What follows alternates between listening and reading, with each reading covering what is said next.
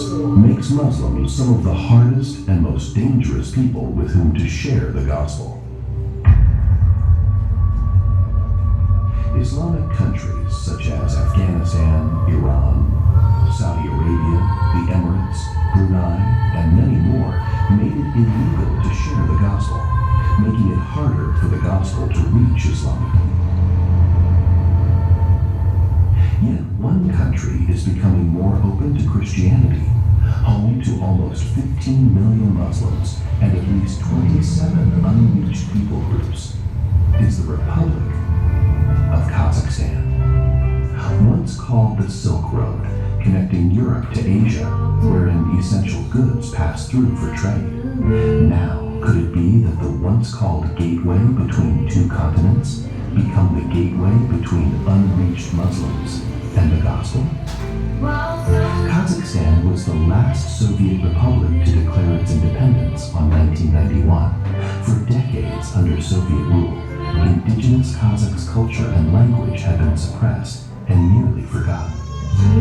Today, Kazakhstan finds itself in the midst of a complex identity crisis, grappling with the tension and bridging the gap from once being free nomadic people who were then enslaved by communism. It's now trying to find a more concrete national identity. Now, as their new generation seeks to define what it truly means to be a Kazakh in the 21st century, let us help them to find that identity in Christ. That the new Kazakh identity are no longer nomads with no homes, but are pilgrims on their way home to Christ.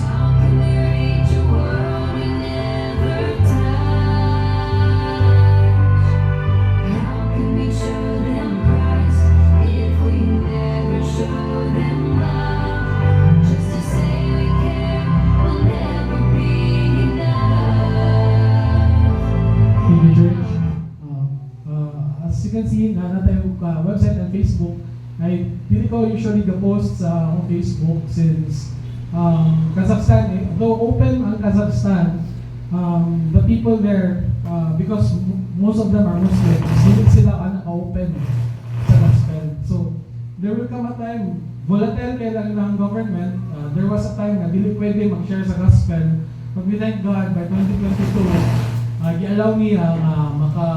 i-allow niya na ma-freely pwede makashare sa gospel dito. And Kazakhstan is a new country. Name was independent from Russia sa year na 1991. And the gospel was na-open lang siya by 2022. And Paligay Church kay before basic kailan mo ni Missionary Joy V, storyahin mo mang Joy V. Kanang kuya, if ever tawagan ka sa Ginoo to go to the foreign field, because I never wanted, kung gusto man ko, kanang ang impart sa Ginoo sa akong heart was for local field. I was praying for Bukidnon, for me to start a church there and build a Bible college para makasend out of missionaries, local missionaries to Zamboanga and Lanao. I always had the heart for the Muslim people. Pero, kato nga time, na-visit sa mo nga missionary from China. Nasa akong tubag sa mga missionary to India, which is ng Joy B, ma'am, if ever na pag-ausong ko sa Ginoo and be a foreign missionary, go nga, I'll go somewhere wherein delikado. Go nga, it's either matog Muslim na country or matog Russia, any Russian country. Because in Russia, nagkatao dito nga, dito po ko sa Ginoo. Ang ilang Ginoo dito is security sa life, and kwarta and fame and power. Ilang goals sa kinabuhi. And pero nga ako sa iya nga, pero di ko musugot na if restricted access nation siya or same sa Vietnam or in bawal yun ang missionaries dito. So na siya kaya posible man na kaya wala may Muslim country nga gaalaw og missionaries sa ilang nasod. So it was way back in 2017, nag-join ko isa conference sa Manila. And na dito, gipangbutang kung pila ka missionaries ang ginasend out sa mga Baptist churches. And na dito ang country sa Kazakhstan. At nga time, there was 0 missionaries at nga time. So tingala ko nga, Lord, zero missionaries really. So I checked on Google yung sa aking Kazakhstan. And I saw there nga ang Kazakhstan is a Muslim na country. and they are Russians. Tapos, basig grand basig restricted siya ng accessation. Pero pag tanaw na ako, open country ang Kazakhstan. Kung pasok sa mga istorya ng missionary during that time. Pero sa akong heart, basig coincidence lang, ako lang yung nahuna sa myself. So it was only me and my father na akong giingnan nga gusto ko, Lord, Tay, sorry ako sa father, Tay, I pray for Kazakhstan. Wala ko lang istoryaan. In denial ko sa akong part because I'm already here. Estado ko sa Pilipinas, mabuhay mong kandiriya. And after 2 years, nga pag istorya sa Ginoo sa ako, because in 2025 that I totally surrendered sa Ginoo for the country of Kazakhstan. I told my pastor, I was hoping, mingon siya nga, nagtunawna ko, mingon siya nga, pag Bible school sa, pero niya siya nga, no, we will present you to the church, and if the church allows, we will send you to Kazakhstan. And then, pag-present sa church, yan ang church, they will send me, now I am a missionary going to Kazakhstan. I thank the Lord for that opportunity. And Kazakhstan is the 9th largest na country sa tibok kalibutan. Pero si Kazakhstan has only 20 million na population. Sa recent statistics, 25 million sila because of mga Muslims na muadto silang nasod or other nationalities na muadto silang nasod to work or to start a business. And out of the 20 million or 25 million, 70% of them are Muslims. So ang remaining nila na 30% are what we call Orthodox Christians. So makita mo sa Facebook, muna sila ang mga kanang mura sila Katoliko nga magbaptize ng bata, ngayon anak nila ang bata murag gulaan or manika ang bata. Muna sila ang Orthodox Christians. They do not believe the gospel that we preach. What they believe in is mga rituals na dapat nimo sundon para nga maluwas ka, which is dili mao ang naa sa Bible. And butang na to nga na 27 unreached people groups or mga people nga wala pa gyud nakadungog sa gospel. And approximately there are 16 million plus, and out of that 16 million kinahanglan ta sa Kazakhstan of 300 plus nga church workers, not just church workers pero church planters. Makasugod yun o simbahan. We are praying na pag-abot na to sa Kazakhstan, we will be able to nurture a church na maka-send out to the local missionaries sila to go to the farthest na part sa Kazakhstan and share the gospel there also. And what's nice about Kazakhstan church is that situated siya sa place na pwede tamo ato sa Russia and send out local missionaries going there. And dagay adto nga Iranians, Afghanistan, mga Turkmenistan, mga Muslim nga dili pwede mag-worship sa ilang place. Pero once na moadto sila sa Kazakhstan, pwede nato sila ma-share sa gospel. And hopefully, they will accept the Lord Jesus Christ and nurture them also and send them back to their old country. Pag ma-send out na to sa pabalik silang nasod, dili sila pwede i-kick out sa ilang nasod. And the Lord is working in this most Muslim countries church. And as we all know, Iran is claiming na daghan sila Kristohanon ito silang nasod to underground churches. I have met a missionary to Iraq in a conference. He was from Mexico.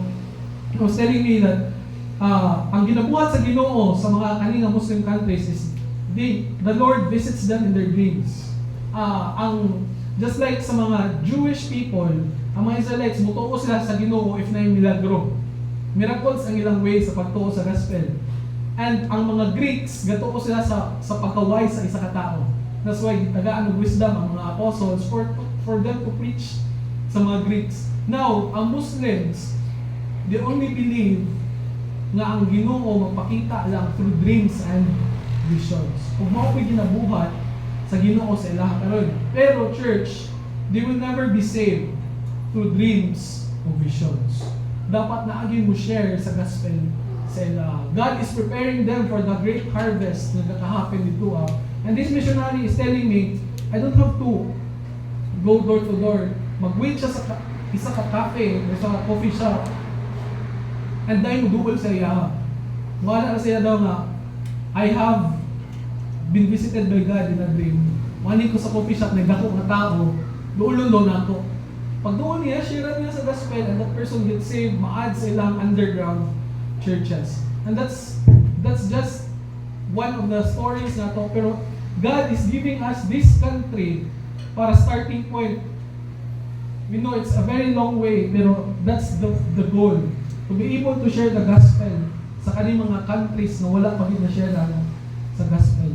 And now, we are currently praying for the visit there sa Kazakhstan. The target is October. Church, please pray with me as I pray for tickets and expenses going there. And then safety during the deputation. Not just for me, but for all missionaries currently in deputation. We are gatuyok mi karon sa Pilipinas. Most of them are nasa Luzon right now. Pero ako nga, dire ko sa Caraga kay parihar mag-Ginoo ang Luzon ug ang Caraga. So kung i-provide sa Ginoo through Luzon, i-provide ko sa Ginoo through Caraga. Amen?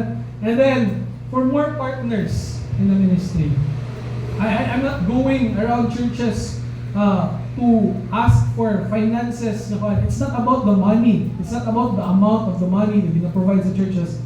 I'm praying for faithful partners.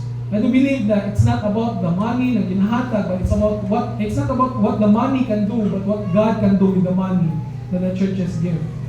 Kaya wala, maski unsa kadako ang ihatag kung wala ang grasya sa Ginoo ana. If dili through the heart sa pag-give o dili sa Ginoo ginahatag ang money nga ginahatag, I do believe walay gahog na about the church. And I do believe if by heart ang pag-support sa churches, God will do something sa support sa churches na ilang ginahatag. And dito magdugay, let's go to our message. Ito siya wali. Okay, makita na to ang kinabuhi ni Jacob. And ang first na to na makita is that ang kahadlok ni Jacob. Ang fear ni Jacob. Makita na to sa verse 6 na nagpadala og messengers si Jacob, pero nag-ingon sila nga sugaton ka sa imong igsuon nga si Esau o ang iyang mga tao. And makita na to unsay rason sa kahadlok ni Jacob. Makita na to ang rason nga nung nahadlok si Jacob is sala. Makita na to ang cause of fear ni Jacob is sin. In verse 6, nga nung nahadlok siya sa iyang igsuon, because we all know giilad ni Jacob si Esau. Na dapat ang para kang Esau gikawat ni Jacob. Imbes na si Esau dapat kay siya ang magulang, siya ang receive sa blessing sa iyang amahan, pero giilad ni Jacob ang iyang papa para siya ang tagaan sa blessing. And now, tungod sa kasuko ni Esau nga ang dapat para sa iyaha gihatag kang Jacob, nga mana nga dapat para sa iyaha nahatag kang Jacob, tungod siya kasuko, gusto niya patyon si Jacob. So kani si Jacob nagpalayo ug niadto sa laing lugar. Karon gisugo si Jacob sa Ginoo nga balik sa imong lupang natawan. Kailangan mo balik si Jacob, pero hadlok siya, kapatyon siya sa iyang Ginoo. What's the cause? Because of the lying nga gibuhat ni Jacob. Sometimes, ang sala nga atong buhaton, dili tayo nato mabatik sa karon. Feeling nato okay lang tanan, baski nagpakasala ta, but that sin will ripple through time. O buhat ta kabalo sa unahan, dito pa ta maglisod sa sala nga atong buhat. And we don't know, if not I fear nga ginabati karon, I do believe you must check your heart. You must check our hearts. Basig natay sala nga ginataguan or sala nga wala nato gihatag sa Ginoo nang mao'y rason nga nakahadlok ta. And here makita nato na ang fear is a natural response sa tao pag makasala. Ang pinakauna nga nabutang sa Bible na ang isa ka tao nahadlok kaysa time ni Adam o ni Eve. Nganong nahadlok kung nitago sila sa Ginoo, itungod makasala sila. And dili lang ang cause of fear ang atong makita po nato diri ang epekto sa fear. Ang epekto sa kahadlok ang Jacob. And makita nato diri sa verse 7 and 8 in chapter 32, Buta rin nga, then Jacob was greatly afraid, nahadlok, and distressed, and he divided the people that was with him, and the flocks and herds, and the camels into two bands, and said, if Esau come to the one company and smite it, then the other company which is left shall escape. Ang epekto sa sala sa atua, every time na natin kahadlok, is maghuna-huna dayon ta og mga ways na pwede nato masulpad mga kahadlok sa atua. If 9 times nga, every time na crisis, ang atong kasulbaran para sa atuan is muduol ani nga tao.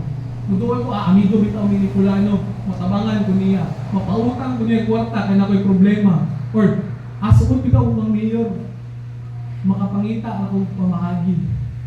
And that's the natural na buhaton sa isa katao.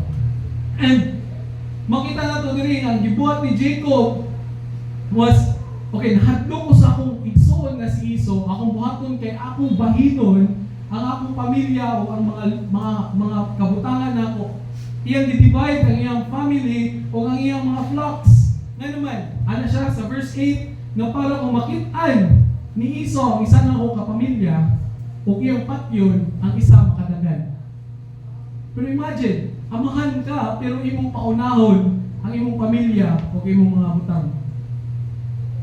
Na may saktong amahan, may pauna ang pamilya sa time sa danger. Sometimes sinana ta, tungod sa atong kahadlok, mubuhat og mga butang, wala nang giplano sa Ginoo.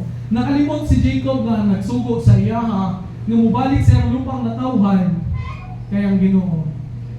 And church, fear is natural. But to live in fear and to make choices sa kinabuhi nato because nahadlok ta is not right and it's not biblical. And here makita nato nga ang natural way sa isa ka tao para masulbad ang iyang problema is that mabuhat sa iyang pagulihong plano ug makalimtan niya ang Ginoo nga naa nagubad sa iya. Imagine ang Ginoo na mismo niingon sa iya pero nakalimot siya nga ang Ginoo nagsugod sa iya. And pasalamat na sa Ginoo nga ang storya ni Jacob wala lang nagundang sa kahadlok, church.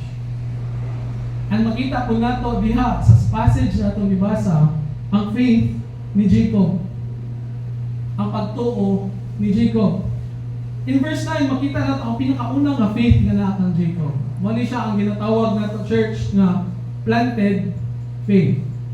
Muna siya ang faith nga gihatag sa ato through sa pagtudlo sa ubang tao. Muna ang faith nga nahatag sa akong amahan sa ako na every time na siya problem, yung ginabuhat is muluhod siya sa Ginoo ang mga yung tapang sa Ginoo and to read the Bible for him to know kung saan sakto nga buhaton.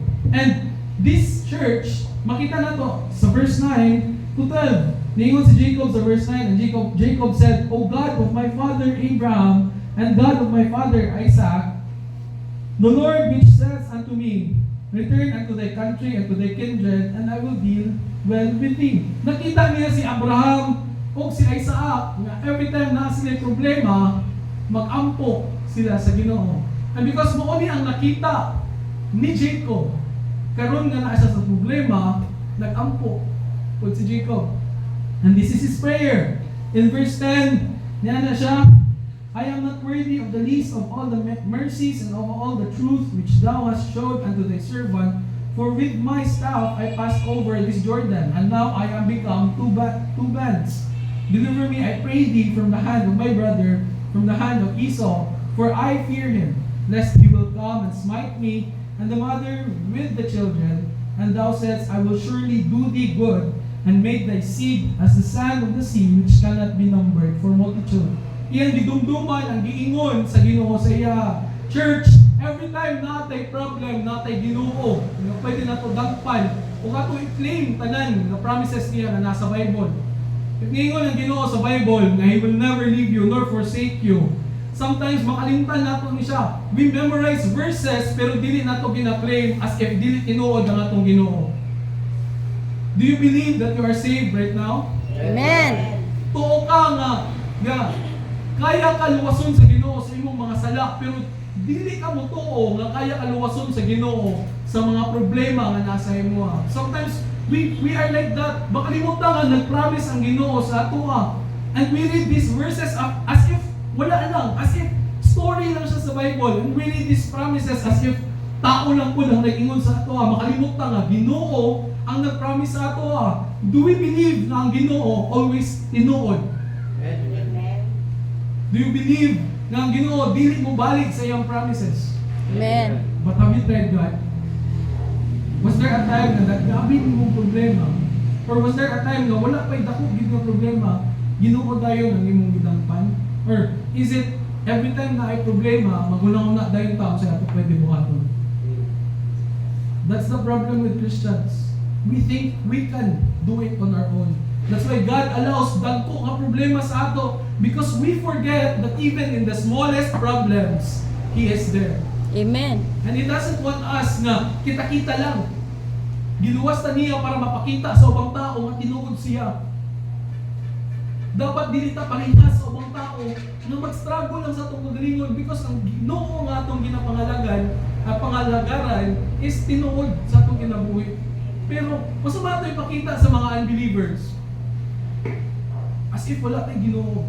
We don't consult God in every decision nga itong pagabuhaton, thinking that we are wise, thinking nga enough ang atong nahibalaan for us to decide kung sa'y buhaton sa atong kinabuhi. At kung magka-problema na, dito pa ta makadumdum sa atong Ginoo. Church, here, makita natin ang planted faith na nihatag sa Ginoo. Mo ni siya ang mga things na ginatudlo sa atong pastor sa atoa. These are the things nga gina-provide sa atoan, mga learnings na ginahatag sa atoa. Pero kanina, nga klase sa faith, church, is not enough. You cannot live with the faith nga naa kang Pastor Jinky. Dili na to pwede nga kung unsay faith nga nato nabasahan sa Bible, mao pud ang faith nga nasa ato. Why? Because those faith are theirs. Ilaha to. God, ingon pa sa Bible, God has given us different measures of faith. Pero are we practicing that faith? Ingon pa sa Bible nga the faith nga nasa ato, dapat nato i-exercise. The faith, mas yun sa kadako nga nasa ato ang kinabuhi, dapat nato gamiton for us to move mountains. And here, makita nato sa verse 13, after nga nag-ampo si Jacob, makita nato nga dito na po natulog si Jacob, and he lodged there that same night, and took of that which came to his hand a present for Esau his brother. Pero, kung ano siya nag-pray, kung ano siya nag-ampo, kung natulog na siya, pero makita nato sa verse 22, and he rose up that night, and took his 2 wives, and his 2 women servants, and his 11 sons, and passed over the ford Jabbok. And makita nato, church, natulog na siya, kung ano siya kampo, pili niya, na-relieve siya, kaya gihatag niya sa Ginoo ang iyang problema, and then makita nato nga nakamata na gud siya. Sa verse 22, nakatestimony na may problema, dako nga problema nga wa mo'y maingnan, at tunga-tunga sa gabi makamata ka tungod sa problema nga nasa imo. And that's one of the signs, church, that you're not truly giving it to God. And makita nato diri nga nag-ampo na si Jacob, kung si angay niya buhaton nga, Lord, tabangin ko, Lord, sa akong pagabuhaton. Pero gipadayon gyapon niya nga ipauna ang iyang pamilya. Nag-ampo na ka, pero ipadayon gyapon imo imong plano nga dili maayo. And that's the kind of faith nga dili enough.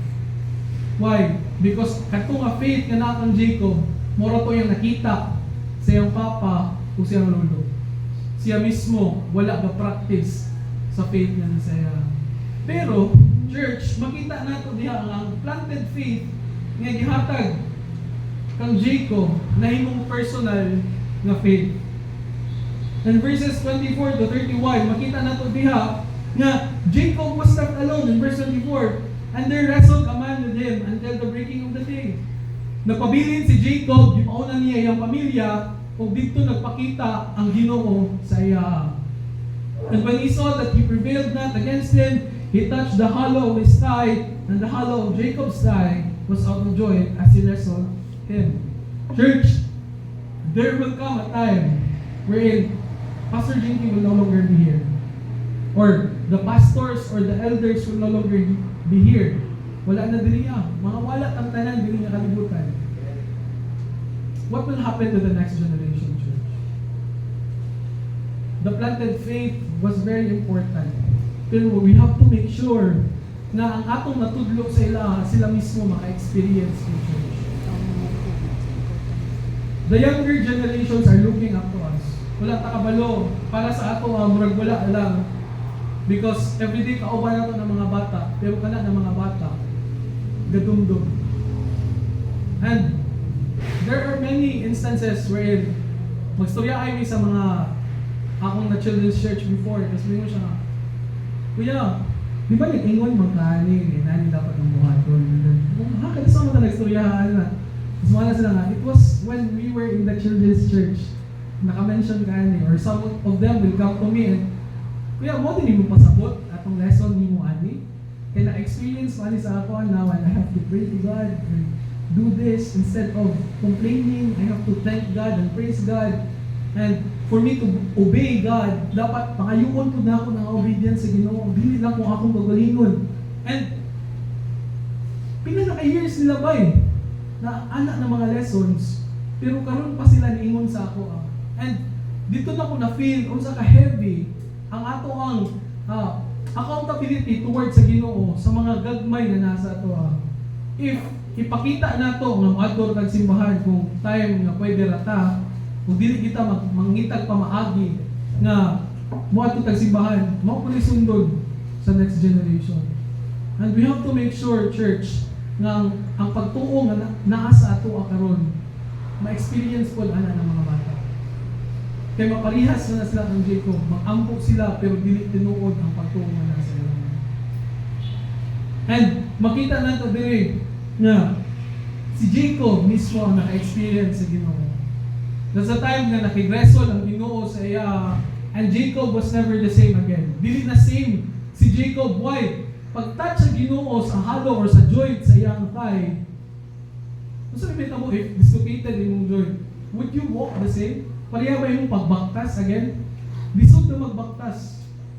And every time na maglisod ka, magdumdum ka permanently sa Ginoo. And he will remind himself of that night na ang ni-touch, ang ni-allow sa ako ang ani nga problema nga maglisod kung baktas was Ginoo. Pero ang kapalit ana is ang blessing pud sa Ginoo.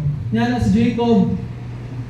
And he said to him, what is thy name? And he said, Jacob. And verse 28, and he said, thy name shall be called no more Jacob, but Israel. For as a prince has no power with God and with men, and has prevailed. Tingnan pa si Jacob in verse 26, ano siya? Yan ang Ginoo siya, let me go, for the day breaketh. And he said, I will not let thee go, except thou bless me.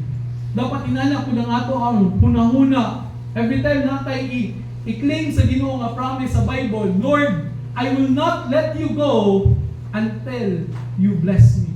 Lord, imong promises sa ako, di na ako buhian, Lord, until na imong tumano na imong promise sa ako. Pero kita mag-pray ta, kasara ta mo pray.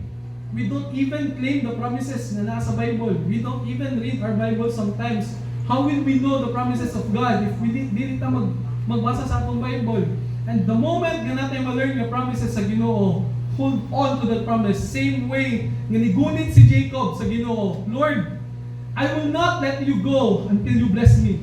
Same dapat inanak ko na nga ito ang way sa pag-pray sa Ginoo and claiming these promises sa iya.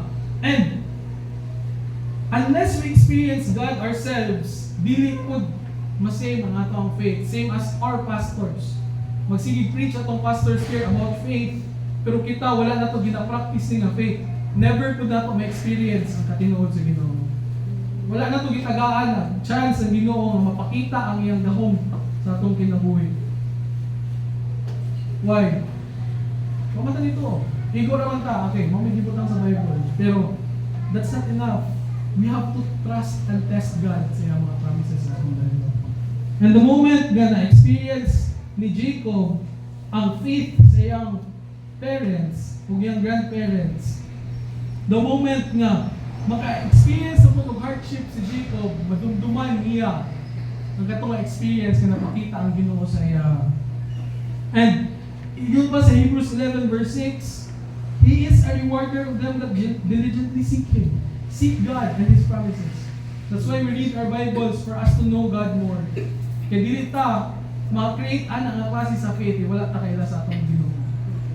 And here, makaingon batangat ang blessing sa gihatag ni Jacob ani sa Ginoo ang Jacob. Tungod ba kay dako ang pagtuo ni Jacob? It was not about unsa kadako ang faith na nasa ato. Ingon ang mga apostles ng Jesus, Lord, increase our faith. Pero padak among pagtuo, Lord. Pero niana ang Ginoo sa ilaha, it's not about the size. Because even imo ang pagtuo is same as a mustard seed, you can move mountains. Amen. So dili kailangan og dako nga pagtuo. Because what matters is not how faithful we are, but because our God is faithful. Makita nato diri ang faithfulness sa Ginoo. Kay sa verse 33 church, all those kahadlok ni Jacob, all those iyang paghuna-huna kung saan niya para maluwas ang iyang pamilya, from planted faith, nahimong personal faith, and then nakita nato ang faithfulness sa Ginoo sa kinabuhi ni Jacob. Diha sa next chapter, in chapter 33, in verses 4 to 11. And Esau ran to meet him, and embraced him, and fell on his neck, and kissed him, and they wept. Imagine, nagproblema si Jacob na patyon siya sa iyahang igsuon. Pero church, nagpakita si Esau sa iya, ug gidagan, ug gidapos siya. Was it because of the faith of Jacob? No, because God was faithful na niingon ng Jacob na balik sa imong lupang na tawa. Kailangan ng Diyos ni Jacob i-proclaim ko nga promise. And during that time, nakita po ni Esau ang pamilya ni Jacob, and then the handmaidens came near, they and their children, and they bowed themselves. And then niya na siya, kinsa man imong kauban? Tingnan sa verse 5, who are those with thee? And he said, the children which God hath graciously given thy servants. Imbis nga patyon sila ni Esau, nalipay si Esau nga nakita nga nanay pamilya ang iyang igsuon. And even ang mga butang gihabuan ni Jacob, nagunahuna siya nakuhaon sa iyang igsuon as kabayaran sa iyang pagpangilad sa iyang igsuon. Pero makita nato sa verses 11 to 12 church, and verses 10 to 12. And Jacob said, nay, I pray thee, if now I have found grace in thy sight. Verse 9, and Esau said, I have enough, my brother, keep that thou hast unto thyself. Na siya nga, nakoy enough na nasa ako ka. Kanay mo mga butang, tagoy na, imuha na siya. Imagine, nagproblema si Jacob on those nights. So siya katulog, thinking na kuwaon ni Esau ang iyang mga butang, ang patyo ng pamilya. Pero wala, giplano na tanan sa Ginoo. And in verse 10, and Jacob said, nay, I pray thee, if now I have found grace in thy sight, then receive my present at my hand, for therefore I have seen thy face, as though I had seen the face of God, and thou wast pleased with me. Church, ingon si Jacob sa the next na verse, in verse 11, take, I pray thee, my blessing. Yan siya nga. Kuhaan ni Esau. Wala na'y balor sa iya ang butang na nasa iya. Because God hath dealt graciously with me. And because I have enough, and he urged him, and he took it. Gikuha ni Esau ang blessing ng yatag ni Jacob. Why? Because church, the moment na ma-experience na ito ang Ginoo, ang mga butang na nasa ato ang mga balor. Kaya ang pinaka-importante nga butang, or pinaka-importante nga mahitabo sa ato is magkaroon ka og personal na relationship sa Ginoo. The moment na na-experience si Jacob kung sa katinuod ang Ginoo sa iya, nagpakita ang Ginoo sa iya, kung nakita niya kung sa ang gahom sa Ginoo, na faithful ang Ginoo sa iyang mga promises. Nakahunaw na si Jacob na tungod sa katinuod sa akong Ginoo, kung nag-ingon siya sa ako nga mubalik ko nga lupa, karon giplaster niya tanan nga akong igsuon dili na ko patyon kung wala gikuha niya ang mga butang na nagtuo ko nga kuha ka sa mga igsuon. Karon iyang gipamatud-an nga kanina nga mga butang wala ni kung ana'y balong sa iya, iyang gihatag sa iyang gustoon. Because, sa iyo niya, as if, sa verse 11, because God hath dealt graciously with me, and then, ibutang pa niya diri nga, sa verse 10, nga, I pray thee, if now I have found grace in thy sight, then receive my present at my hand. For therefore I have seen thy face, as though I had seen the face of God, and thou wast pleased with me. Butang diri nga, tungod kay nakita siya kang iso, nalipay siya, nga tinuod yun dahil ang Ginoo. O nalipay siya nga ang Ginoo, tinuod na sa iya ang mga. The moment that you get saved, church, ang isa ka nagpamatuod nga ang isa ka tao tinuod nga Kristohanon, kaya ang magpakalipay sa iya kaya ang presensya sa Ginoo.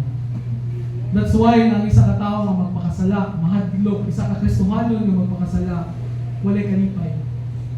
Kaya wala ang fellowship with God. Kaya ang natural na buhaton sa isa ka tao nga magpakasala, palayo sa Ginoo mo tao sa Ginoo. Church, if you are really saved, if you are really a Christian, ang pinaka-importante sa inyo ay ang Ginoo, yung relasyon sa inyo. Walay laing makapalipay sa ato kundi ang presensya sa inyo. Pero makaingon ta, kanina faith nga na ang Jacob, masalamat ta nga na siya amahan nga naghatag sa hinla. Kung nagtudlok ng Jacob, na Abraham o Isaac, na nagtudlok ng Jacob na mag-ampok sa Ginoo. Pero mas magpasalamat ta na ang amahan nga nasa sa langit, wala na pasagdan si Jacob. Kung nagpakita sa iya mismo. Gikan sa Ginoo, padulong kang Abraham. Ang Abraham, padulong kang Isaac. Isaac, padulong kang Jacob. Jacob sa iyong mga anak. Padulong sa mga apostles. Gikan sa mga apostles, padulong sa mga current na missionaries nato. Naniani sa Pilipinas para mutudlo sa ato sa gospel. Gikan sa mga missionaries, padulong sa mga pastors.